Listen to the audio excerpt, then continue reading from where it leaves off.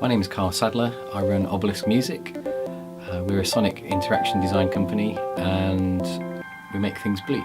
Hackable is interesting from the way we design interfaces using sound. For example, if Hackable goes to sleep,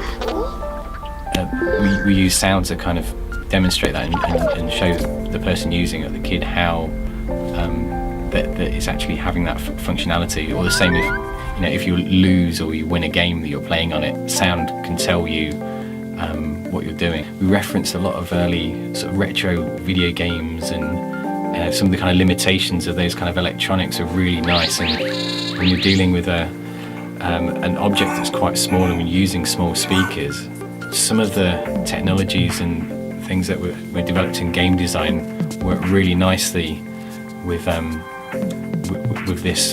these kind of speakers and sounds. Hackable was never, it always had this slight sort of rough around the edges kind of nature to it. So, slightly bolted together, slightly.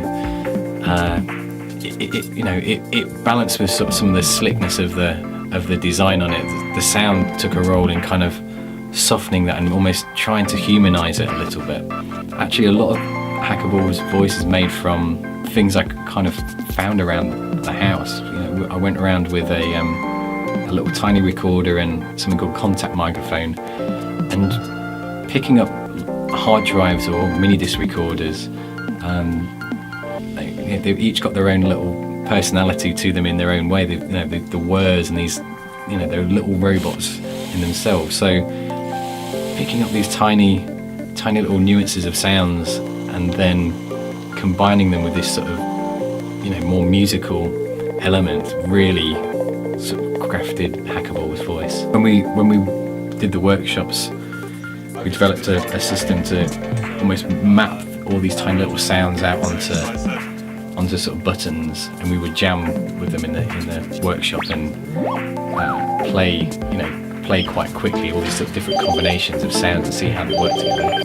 This vocabulary we've got as grown-ups, kids are still developing that. So with Hackable we've got things like fart. Fart has been it's been around since the dawn of time, and you don't need to reinvent it. You can, it's still funny.